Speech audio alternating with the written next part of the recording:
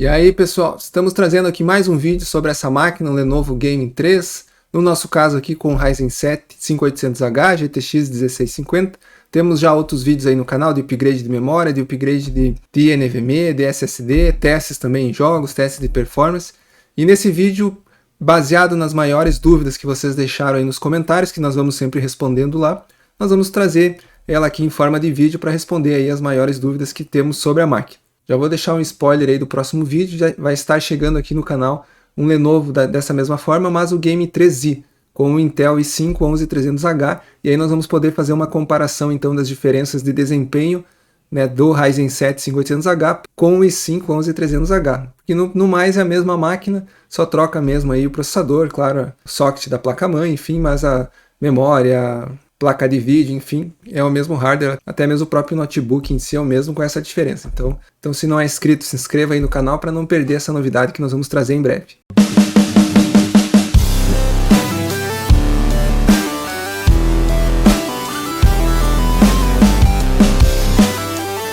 Vamos começar aqui pela lista, então a primeira coisa que vocês mais perguntam aí no canal é qual memória nós vamos fazer o upgrade, porque essa máquina, um dos pontos fortes, digamos assim, é não possuir memória soldada.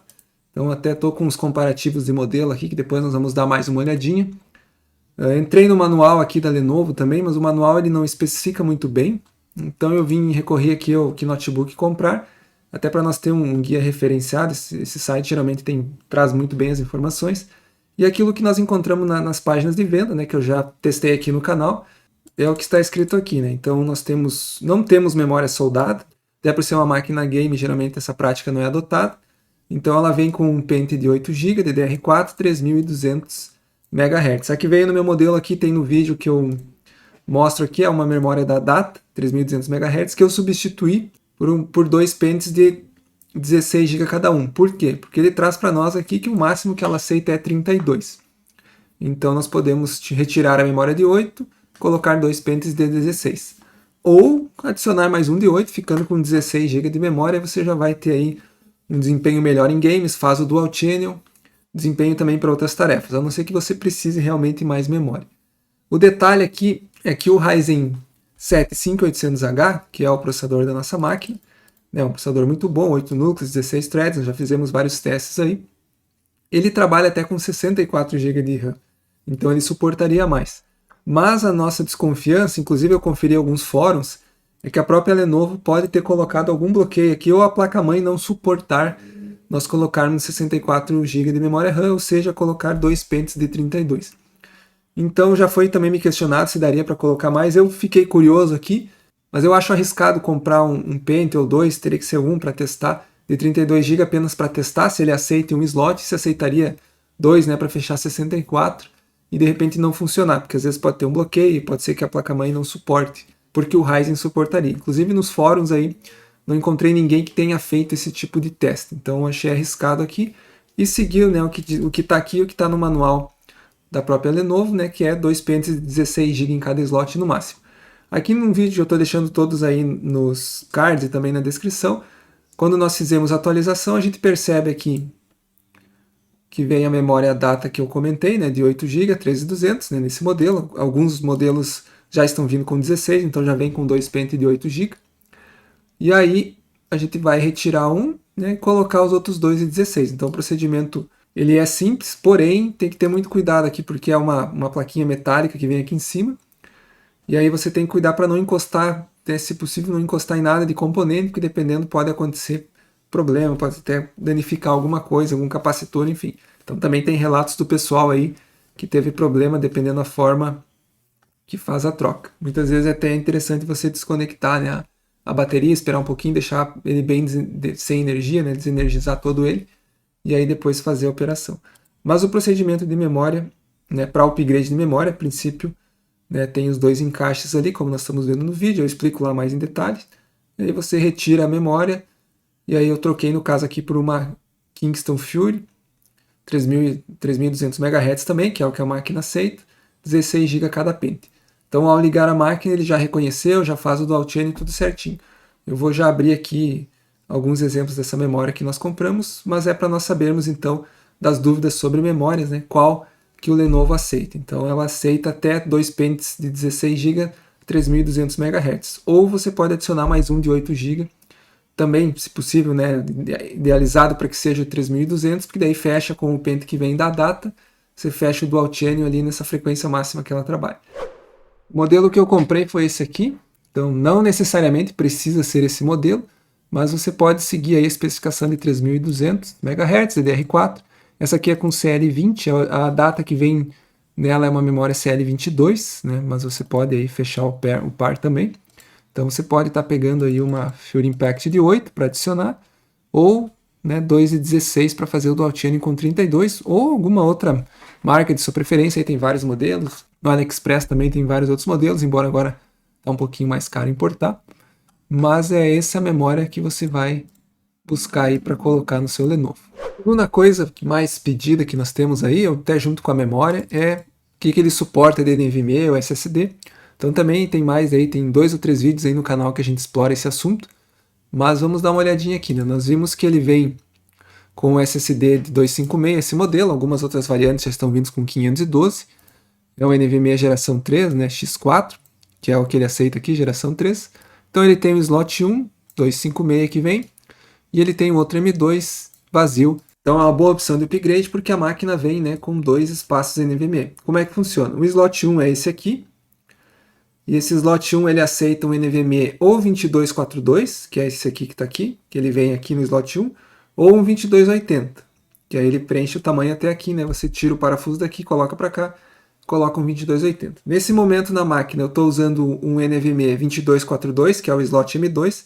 Então reparem que aqui no slot M2 ele só aceita o 2242, que é um pouquinho menor, que é esse tamanho que está aqui, está com a manta ali de resfriamento. Então aqui eu estou com um 2242 de 1 TB, e aqui eu estou com um 2280 de 512. Daria para colocar, segundo o manual também, você pode pôr um NVMe de 1 TB aqui e outro NVMe de 1 TB do outro lado.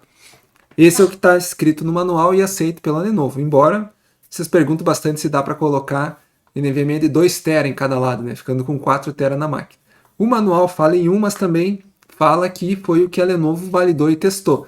Então é muito provável que funcione com 2, embora a Lenovo não vai prestar nenhum tipo de garantia caso ocorram problemas. Então dessa forma, se alguém tiver aí um NVMe de 2 TB a testar nessa máquina, em alguma das variantes do Lenovo, né, que são dessa geração aqui, podem deixar aí nos comentários para servir para nós, aí, que é uma dúvida bem recorrente. No meu caso aqui, eu rodo no 512 aqui, eu tenho o Ubuntu, que é a máquina que eu estou rodando aqui, e aqui no 2242 eu estou com o Windows 11, que é mais para os jogos. Então, isso em relação ao NVMe. E tem uma outra questão. Nós percebemos que aqui tem espaço para colocar um HD 2.5. Até nesse vídeo, a primeira vez que eu fiz, eu coloquei um SSD aqui. Dessa forma, a gente não consegue usar o NVMe 2280, mas pode usar um HD 2.5, aí, um SSD, um HD até mecânico, se você tiver, para colocar aqui. Ele vem com um suporte que nós vamos ver no vídeo aqui. Então esse suporte aqui vem junto com a máquina, você não precisa comprar separado, vem os parafusos, tudo, vem o flat para você ligar. E aí você pode estar, ao invés de usar esse 2280, que foi o que eu fiz a primeira vez, coloquei o 2242 para cá, que é o que vem com a máquina, esse aqui, e coloquei o SSD aqui. E aí depois ele tem um flatzinho que você vai colocar aqui, e aí você consegue usar também o HD 2.5. Então é isso que a máquina nos possibilita em relação a NVMe e HD, nós conseguimos adaptar. Uma outra coisa que é questionada é se ela possui, né, saída de vídeo na USB-C. Então nós vemos aqui que ela vem com uma conexão USB-C 3.2, geração 1, e não é compatível com DisplayPort. Então eu até testei aqui, eu tenho um hub USB-C que eu uso com um celular da Samsung, que tem o Samsung DeX, e aí quando eu plugo o Samsung nesse hub ali, normal, sai via HDMI a conexão, ele liga o DeX no monitor, tudo bem certinho. Porém, com o notebook isso não ocorre. Então eu testei para garantir, eu já tinha visto alguns fóruns que não era compatível, mas quando você liga o USB-C, quando você liga um hub USB-C nele, ele funciona as saídas USB normal, porém não dá vídeo, né? Não é compatível com o DisplayPort, que é o que já está vindo nas gerações mais novas, né? Então essa geração aqui fica ainda devendo nesse quesito. Então não tem como sair vídeo pelo USB-C, mas você consegue, né? Saída HDMI 2.0, funciona muito bem. Inclusive eu uso ele plugado no HDMI direto, porque eu uso para trabalho aqui no monitor de 29, que é inclusive esse que eu estou gravando aqui. que é um monitor de 75 Hz, eu uso para jogar também, e ele funciona muito bem, mas pelo USB-C você não vai conseguir saída de vídeo. Vou pular o do Halo Infinite para nós testar por último. Também como mostrar ali como alterar a memória de vídeo, que ele vem, né, com o Ryzen tem vídeo onboard, o Vega 7. Então você consegue lá dentro da BIOS fazer a alteração na quantidade de memória RAM para o vídeo. Inclusive se você tiver só com 8 GB, que é o padrão que vem, vale de repente você baixar um pouquinho, né, deixar mais memória para o sistema, já que ele tem a GTX 1650 com 4 GB, que ele vai usar nas tarefas mais pesadas. E aí depois eu mostro então esses dois. Vamos falar da tela e fidelidade de cores. Sobre a fidelidade de cores, então, nós vemos aqui que ele é um painel IPS, o que já é interessante, porque não distorce, como diz aqui, as cores, é o mais indicado para design, etc. Mas certamente ele não é uma tela das mais profissionais. Então ele é uma tela em Full HD, tem os 60 Hz, que nós já comentamos, que podia ser mais, mas que eu acredito que para essa questão de fidelidade de cores e tal não é o caso, né? Mas tem um brilho de 250 nits, contraste não informado. E se nós olharmos aqui na própria descrição da Lenovo, é bem isso aí que está escrito, né? Os 250 nits, anti-reflexo, etc. Eu não entendo muito dessa parte de design, então eu fico devendo, mas eu vou deixar na descrição esse vídeo aqui que tem uma explicação bem interessante. Então até eu conversei com um amigo meu que é designer, que trabalha, né, com imagem, com cores, até ele me sugeriu esse vídeo aqui. Inclusive ele usa uma máquina com um monitor específico para isso, né? Então tem monitores específicos. E você pode provavelmente conseguir trabalhar com o Lenovo, né, com a tela dele, e se precisar uma fidelidade ainda maior, aí considerar, né, comprar um monitor específico para isso, né, que existe de trabalho, a Asus tem uns bem interessantes, e aí trabalhar plugado via HDMI até para fazer a comparação. E aí eu não sei até que ponto isso vai ajudar ou atrapalhar, até porque tem a questão da câmera gravando as telas, né, o que já não é muito bom, mas tem um vídeo aqui de teste de cores, né, então dá para nós reparar aqui a diferença entre o monitor LG, que eu comentei que eu uso aqui, e o próprio notebook, né? Está um pouquinho mais claro, mas tem ainda toda a configuração de tonalidade, enfim, que você pode mexer. Então aqui no monitor eu mexi, né, fiz algumas alterações e ali a questão, né, como sai na tela nativa, né, do notebook. Apenas para ter uma ideia, não sei se isso de fato vai ajudar a ter uma decisão, mas é mais ou menos o que comentamos, né? O notebook tem uma tela boa, e aí uma fidelidade para quem vai trabalhar mesmo, precisa acertar lá a paleta CMYK, enfim, aí precisa um monitor específico, né, para esse ramo de design, fotografia, etc. Uma outra coisa que também é questionada, se dá para instalar aí um Hackintosh, ou nesse caso um Ryzen Tosh, porque é um notebook AMD Ryzen, né? Eu fiz alguns testes, eu não sou um especialista na área, eu até tinha uma outra máquina que eu tinha aqui que era mais compatível, um PC, que eu até usei um tempo. Mas aí, né, você vai encontrar dúvidas aí no canal do Gabriel Luquina, que é especialista nessa área, né, tem o Discord lá que o pessoal se ajuda, enfim. Mas eu testei aqui, consegui instalar, né, inclusive ativar a APU, né, nesse caso a GTX 1650 não funciona, ele vai usar o vídeo onboard né, do AMD Ryzen 7, a Vega 7, com ativação da APU, funciona os efeitos, funciona tudo. Não vai funcionar o Wi-Fi, nem o Bluetooth, né, nativamente eles não são compatíveis, talvez tenha alguma outra coisa para fazer, mas até onde eu vi nos fóruns o pessoal também sugere você trocar, teria que trocar a placa Wi-Fi, enfim, ou usar alguma externa. A placa de rede você consegue funcionar e aí então ele funciona, mas tem a limitação também de você utilizar um Ryzen Tosh, que aí ele não funciona a virtualização, então o emulador do Android você não consegue utilizar, no meu caso aqui eu utilizo muito o Docker, trabalhar com programação também não consigo utilizar. Então, algumas limitações aí que aí já não são da máquina, né, em si, enfim, né, do universo aí dessa parte do Hackintosh. Mas ela foi compatível e eu tive problemas com o NVMe. Então, algumas vezes a máquina iniciava e travava, dizia que não conseguia localizar o NVMe, talvez porque eu estava com os dois aqui, enfim. Então, eu fiz apenas alguns testes, né, mas não era minha intenção usar. Então, eu só fiz alguns testes mesmo para ver que ela funciona, tirando essa parte do Wi-Fi, Bluetooth aí, o NVMe que eu tive problema e a própria GTX 1650 que não vai funcionar. Mas a rede cabeada, né, funciona, né, pela placa Eternity, e aí ativando a APU, né, o gráfico integrado, também funciona todas as animações, enfim, aí você tem um uso mais normal. Então também uma outra questão aí que vocês questionam, mas aí é bom procurar aí um canal especializado, né, em Hackintosh. Aqui eu fiz mais o teste mesmo, por isso que eu nem mostro nada, porque geralmente quando eu faço eu testo lá o guia que o pessoal monta, apenas mesmo para fim de testes aqui no canal. As variantes, né, conforme comentamos, então nós vemos aqui as letrinhas que vão mudando, mas geralmente a maioria dos componentes são iguais, né, a parte da construção do teclado dele, a tela, às vezes também são os mesmos, né, mudando alguma outra coisinha aqui e ali. Então nós temos aí as variantes que nós vimos com o Ryzen 7 5800H, que nós temos aqui, vindo apenas com os 8 GB de RAM e 256 de SSD, né, o primeiro com a GTX 1650.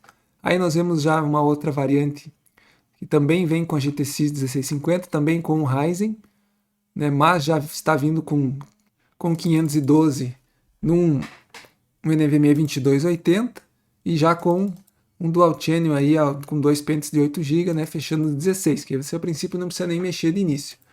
E aí aqui por outro lado também, né, seguem essas mesmas variações, aí trocando entre Windows e Linux. Mas o site da Lenovo não é, né? Geralmente os mais baratos você vai encontrar aí em sites como a própria Amazon, né? Preços melhores. Eu vou deixar alguns links aí. E outras variantes que nós temos, outros modelos que nós temos que ao invés da AMD Ryzen é com Intel. Então nós temos o modelo mais de entrada aqui com o 11300H. É um processador um pouco inferior ao que nós vemos no Ryzen 7, mas de repente até para quem prefere Intel, geralmente o preço é muito parecido. As configurações demais são as mesmas, mas aqui ele já vem, né, na primeira variação, já está vindo com 512, né, de NVMe, embora ele não, SSD ele não coloca, não especifica aqui.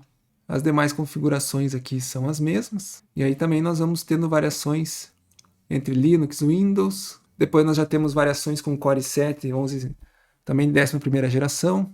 Aqui já começa também a ficar mais interessante, já é um processador mais forte, mas também já sobe um pouco mais o nosso preço. Ambos também vêm com a 1650, e aqui começa a ficar também um pouco mais interessante, que nós já temos aí uma variação com a RTX 3050. Então nós já temos um upgrade aqui bem interessante de placa de vídeo. E o preço continua o mesmo, porém aqui ele vem, em vez de vir com o i7, ele vem, né, com o i3 11300H com a RTX 3050. Eu fico um pouco em dúvida se nós não vamos ficar limitados em quadros aqui devido, né, ao Core i5 11300H atingir o seu máximo antes, né, da RTX 3050.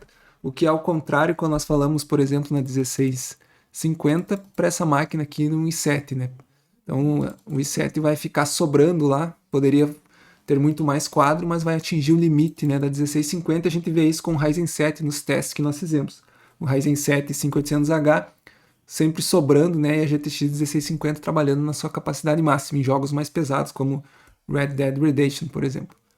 E já aqui, né, no 11300H, talvez, né, ele seja o limitador e a RTX 3050 poderia avançar um pouco mais, mas aqui é uma questão, né, mas eu não tenho a máquina com essa variação para nós testar.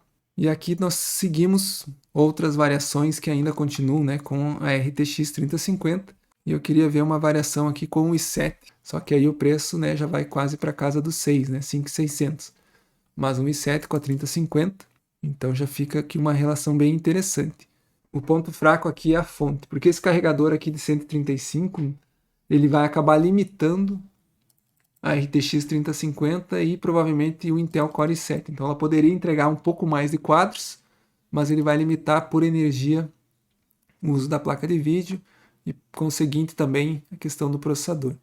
E aí, mas não tem outra opção, né? Então o que a gente vê aí o pessoal comentando é de repente trocar essa fonte aqui, usar os do Lenovo Legion, que tem fontes mais potentes aí de 240, não me lembro os números, o pessoal comenta nos fóruns, mas que aí libera um pouquinho mais de desempenho na máquina. Mas, né, mesmo com essa limitação aqui, ela vai performar bem melhor que a 1650, né, porque nós estamos falando de uma placa aí de uma geração bem mais nova, já com Ray Tracing e tal. Então você está especificamente procurando a máquina para jogar, vale a pena você estar atento aí e de repente já pegar uma placa de vídeo mais nova, que vai ter, né, suporte maior e rodar os jogos aí mais tranquilamente, inclusive jogos mais novos que vão vir a ser lançados. E aí olhando essa relação também entre CPU e placa de vídeo, né, para tentar equalizar ali para que ambos possam entregar o máximo que conseguem. Então eu vou deixar alguns links aí no canal. Geralmente eu encontro as máquinas da Lenovo com preços melhores lá no próprio site da Amazon, então vou deixar os links lá para vocês acompanharem. Vamos ligar o notebook, vou ficar aqui pressionando a tecla F2, como dá para ver no reflexo, para nós entrarmos na BIOS. Uma vez dentro da BIOS, vamos aqui em Configuration, e aí você desce aqui a barra de rolagem até nós encontrarmos o modo gráfico aqui. Então nós temos a opção de deixar aqui, né, o modo switchable, né, que ele vai, sistema operacional definindo qual placa de vídeo vai utilizar. Então para as tarefas que não exigem processamento gráfico muito grande, ele usa a placa on-board, né, isso economiza energia, principalmente na bateria, vai dar um tempo maior de uso na bateria. E aí quando você for jogar, for rodar uma edição de vídeo, de imagem, alguma coisa mais pesada, que exija mais vídeo, ele vai para GTX. E dentro também, no caso do Windows, você consegue, inclusive, programa a programa, marcar se você quer que ele utilize, né, a placa de vídeo dedicada ou utilize on-board. Né? Tem um modo automático, mas você pode ainda especificar. E no caso do Linux também já ele está fazendo isso automático, e ainda tem a opção lá com o botão direito no Ubuntu que eu tenho utilizado, algum outro software que você pode marcar especificamente para ele rodar, né, com o vídeo dedicado. E aqui, nesta opção UMA Frame Buffer Size, nós temos a opção aqui de escolher memória. Se não me falha a memória, talvez tenha isso até no primeiro vídeo, quando ele estava com 8 GB de RAM somente, ele tinha habilitado aqui 512 MB. Então quando a máquina veio com 8 GB, o notebook chegou antes das memórias, eu comprei o notebook e já mandei vir as memórias, mas em lugares separados. Então o notebook chegou, eu trabalhei aí mais uns dias com 8 GB de memória com ele. Aí eu baixei, se não me engano, aqui para 512 MB, para liberar o máximo de memória possível para o uso, né, do Windows, enfim, para os jogos, etc. E aí quando eu coloquei os dois pentes de 16, fechei 32 GB, ele sumiu a opção do 512. Me parece isso, talvez esteja enganado, mas se não me engano era isso. E aí então aqui você pode estar colocando 4 GB, como agora eu tenho 32, ele permite eu colocar 4 GB de memória para o vídeo on-board, né, 2 ou 1. Então eu tenho trabalhado aqui com 2, né, tem vídeo de sobra, aí, memória de sobra para atender o on-board, para as tarefas básicas, e mais os 4 GB quando precisa da GTX 1650 quando ela é acionada. Então aqui, né, na BIOS que você faz essa configuração de quanto de memória você quer liberar para o vídeo on-board. Um dos jogos que vocês solicitaram aí nos comentários foi o Halo Infinite. Eu nunca joguei, mas baixei ele aqui. Nós estamos vendo aqui a questão aqui de quanto FPS. Eu estou aqui com o que o jogo sugeriu. Então, eu até tirei a taxa máxima aqui de 60 que ele sugeria. Eu desliguei o V-Sync. E aí nós estamos com as configurações aí tudo embaixo. Pelo que ele pegou aqui, algumas automáticas. Então, o jogo está ocupando aqui 3 GB de RAM da placa de vídeo. Ela tem 4, então está mostrando aqui. E aqui em cima nós temos como é que está, por enquanto, o desempenho. Então, agora ele não está mostrando aqui só a temperatura. Deixa eu dar uma olhadinha antes lá no Afterburn. Agora sim colocamos o uso da placa de vídeo, que está aqui no seu máximo. E o Ryzen também está ocupando 30%, 40%. É o que eu geralmente comento, né? O Ryzen 7 ele é forte para o que a placa consegue entregar. Então por ele nós teríamos bem mais quadros, mas nós estamos aqui no máximo da GTX 1650. Por isso que a combinação nova que nós comentamos aí do Ryzen 7 com a RTX 3050 fica interessante. Então o jogo ele é bem pesado, ele tem os gráficos, né, estilos futurísticos. Eu realmente, como eu comentei, é a primeira vez que eu estou jogando, então pensei direito. Mas nós estamos vendo aí que está sendo pesado para a nossa GTX tocar esse jogo.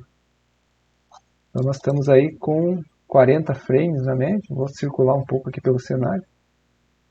E nós estamos vendo aí que, mesmo com a qualidade baixa, né, nós mostramos lá, o jogo está rodando aí a 40 FPS. Então é um jogo realmente pesado para a GTX 1650 tocar ele aí, né? Enquanto o Ryzen está ali tranquilão a 30% na média. Bom, os outros jogos a gente não está testando aqui, porque nós já testamos em outros vídeos aí o COD, o Red Dead Redemption, testei FIFA, Valheim, CS, então todos também rodamos aí tranquilos, né? Alguns também na faixa dos 60 ou até abaixo, como o Red Dead Redemption, que já são jogos mais pesados. Então esse aqui é mais para ter uma ideia, o pessoal que pediu aí. 40 FPS para um jogo mais competitivo não é o ideal, né? A não ser que você jogue mais para passar um tempo aí, mas realmente é um jogo aí bem pesado para GTX 1650. Bom, pessoal, esse era o vídeo. Algumas dúvidas, não todas, imagino que vocês tenham mais, então deixe nos comentários, que sempre que possível nós vamos respondendo e também trazendo mais conteúdos aí sobre essa máquina e outras que nós temos para testes aqui no canal. Até a próxima!